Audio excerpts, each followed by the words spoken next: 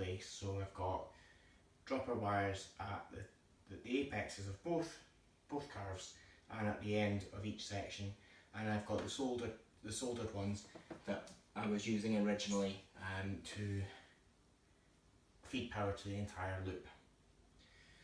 So the next thing we need to look at is methods of delivering power to the track, and that's the basis of using dropper wires. Dropper wires means that you're not relying on the track itself as a conductor.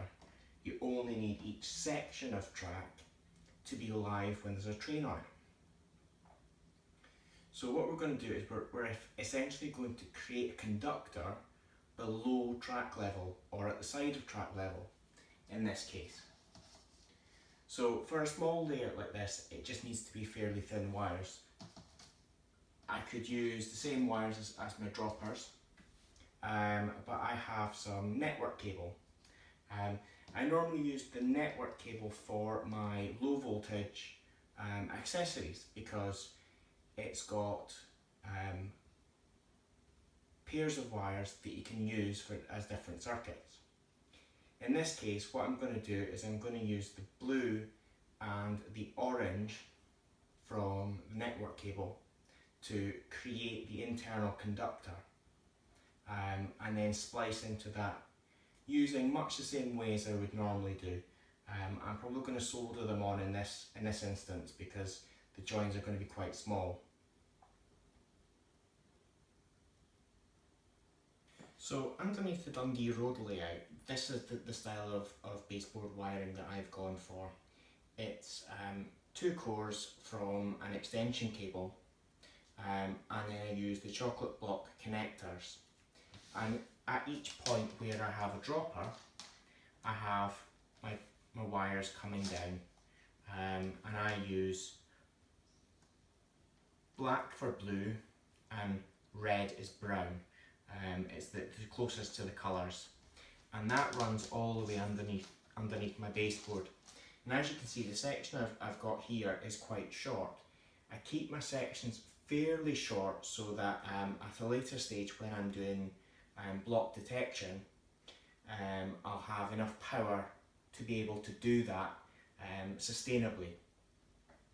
So as I said, in this smaller layout, what I'm going to use is I'm going to use a piece of network cable.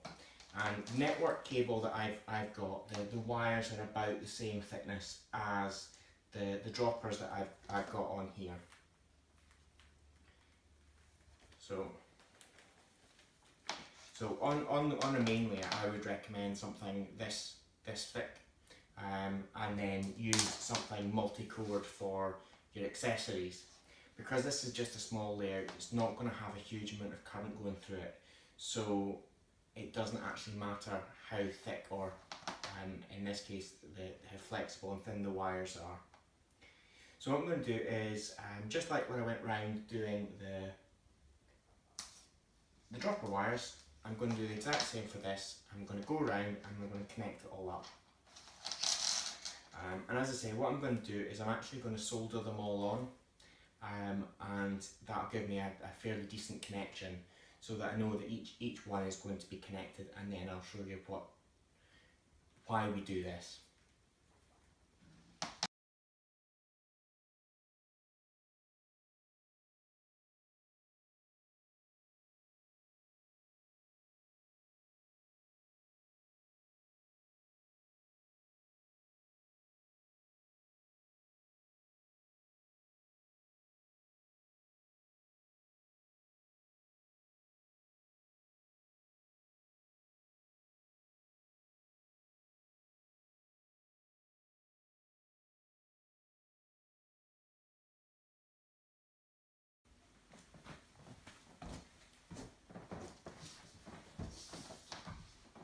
So as you can see, I've now got my bus wire running.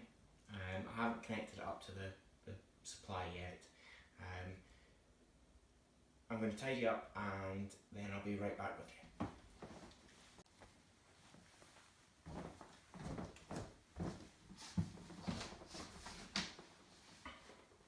So now we've got all the droppers connected to our bus wire, it's time that we test to make sure we've got no short circuits. This is really important. Some controllers have a short circuit detection, others will just cut off and not do anything. So what I'm going to do is I'm going to show you how I test mine. Everything's all been tidied up, and as you can see my cable's been neatened up. So what you're seeing here with the grey cable is what would normally be underneath your layout, but the way I'm doing it is I'm doing it so you can actually see everything that I'm doing. So this setup for a bus wire will work for both DC and DCC. When you have multiple tracks, so if I had another loop, I would need to have another bus wire for that loop if I was on DC. And any joins, any points I put into that, I would need to isolate them so that when the train or the loco is going across it, that the current from one loop doesn't transfer to the other. So as it stands, this layout can be used as DC and DCC. So when you are creating your layout, if you do have some DC trains, you will have to make sure that you don't connect all of your tracks together, otherwise you just won't be able to control any more than one train. You know, if you wanted to have a loop, one train going one way, one train going the other way, then you could certainly do that with two controllers and two bus wires.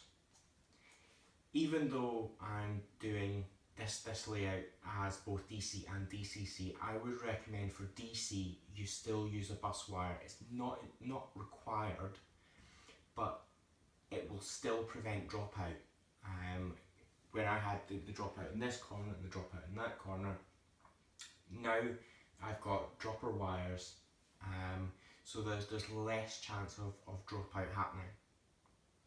So I'm now going to test the track and just make sure that I have no shorts before I put anything else near this. I don't want to destroy my controller. As you probably know, controllers are quite expensive. Even the cheap DC controller from Hornby is quite expensive. So if you do make a mistake, it could be quite costly very quickly. To test the track, what I'm going to use is a very cheap meter. I only have this cheap one. It does what I need. With cheap meters, you have to be aware that you have to know what you're doing. They're not foolproof, and you need to know how yours works. This one simply will give me a reading if there is a short. So if there's no short, it will be a 1 on the screen and nothing will happen. If there is a short, I will get a number, which will be a low number, and it will indicate that I have a short somewhere. It's much better to test using something like this, which is designed to test, than plugging in your controller, because you might not have protection for short circuits. You should have, but in some controllers it's not there. So what I'm going to do is, first of all, I'm going to set my meter round to its continuity setting, and that will let me see if there is continuity. So at the moment there is a 1 on the screen. I'm not sure if you can see that, but that tells me that there is no continuity because my pins are separate. And just to test that I can check for continuity, when I put them together I get a reading of 001. Some meters will beep at that, and those are slightly more expensive and slightly better. So if you do have one that beeps when you touch them, then you're sure that you've got a short. So the first test is to check on the tracks, and that tells me, I do it either way around, I've got 1, which means that I am sure that there is no shorts. If there was a short, extra wire there, I will just make a short. So those are coming from either wire, either rail. So now I have a short, I have created a fault. And that would keep tripping my controller. So I'm going to break that, and now I'm going to test my connections. So again, I need to make sure that I've got continuity from my black to my black rail and my red to my red rail, which gives me a number. And that tells me that that is fine. So when we're detecting for shorts, we don't want a connection, but when we're checking for continuity, we do. So it's very important you know what you're testing and why you're testing it. Especially if you've got one of the older controllers. I know that my older Hornby controller just cuts out when there's a short. Some of them make a funny noise, some of them just stop working, and you've got to turn them off at the mains, find out what your fault is, and then turn them back on. So it's very handy to have even a cheap meter like this one, just to make sure. So I'm confident now that this layout is going to work and perform as it should once I plug my controller in. So the next test I'm going to do is I'm going to put the sprinter on, and I'm going to run the sprinter around. So this is the first time I'll be plugging this in. So as you can see, I've got my wire safely over the track. This is a bit of scratch building that I did a couple of weeks ago, but it's got 2 notches just perfect to hold the wire out of the way. So the next thing we need to do is connect our controller, and now because we've got no shorts, my controller shows me that there's no shorts because it's not doing anything that it shouldn't do. And now I will find the logo,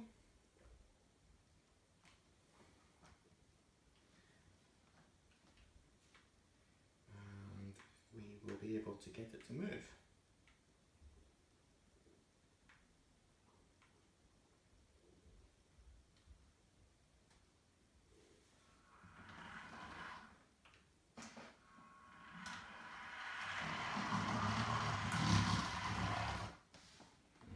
The dreaded sound of a train coming off.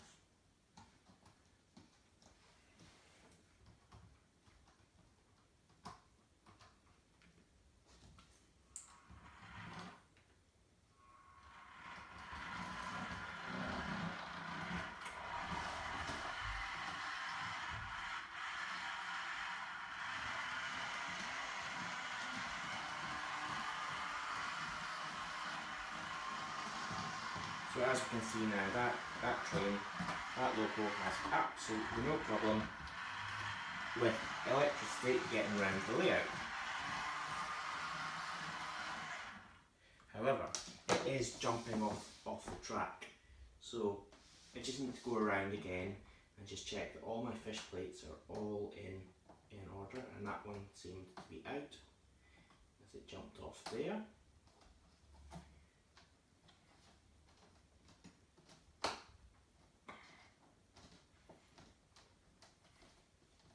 Now, as you can see, this layout is held down at the moment by blue tack, which is just holding it down so I can test. This would be the first stage of, after you have done your design, is to lay out the track on the baseboard and just make sure that everything works. So we'll now run it round again.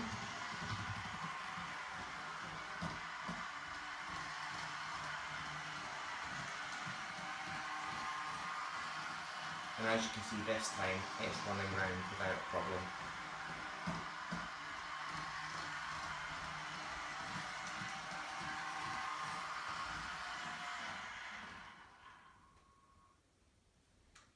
So the next thing I'm going to try is the train that had more of a problem getting round, which was the class 37. That was the one that stalled sometimes on this corner and this corner. It's a much heavier loco than the Sprinter is.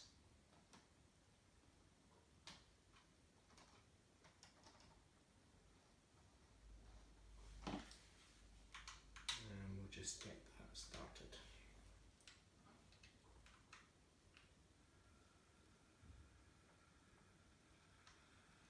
So there we go, that's it now moving. So we'll be able to see now if it's got any issues getting round.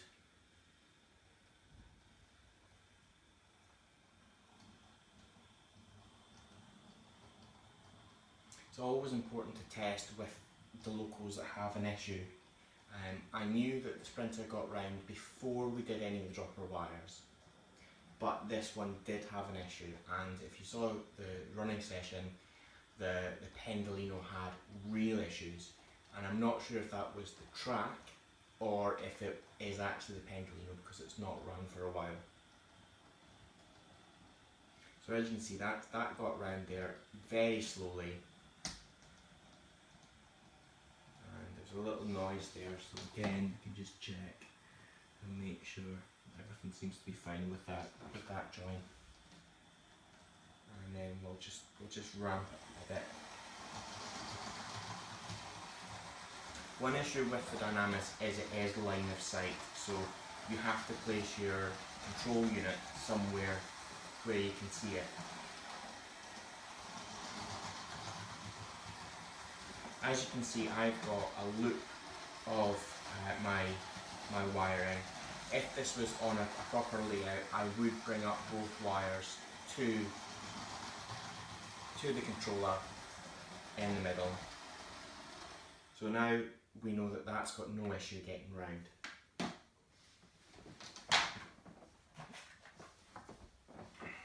Now it's for the Pendolino. As I said, I wasn't sure if the Pendolino was struggling because it wasn't getting enough power, because of the track just not giving it enough power, or if it was struggling because there's something wrong with it. So we'll just start the Pendolino and see.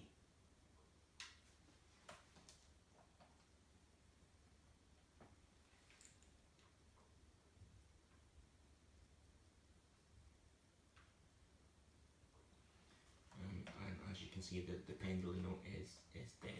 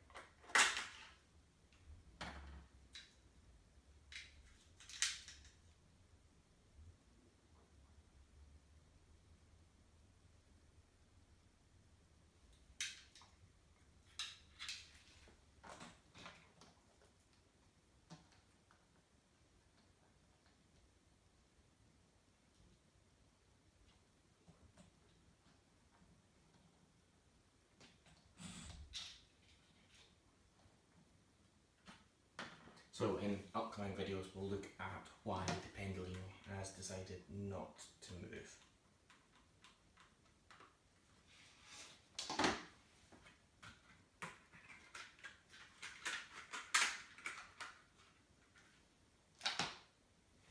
So that's the end of this video. I hope you're enjoying this series. I've had a few comments and a few people asking for a few things, so I'm going to go across them in the coming weeks.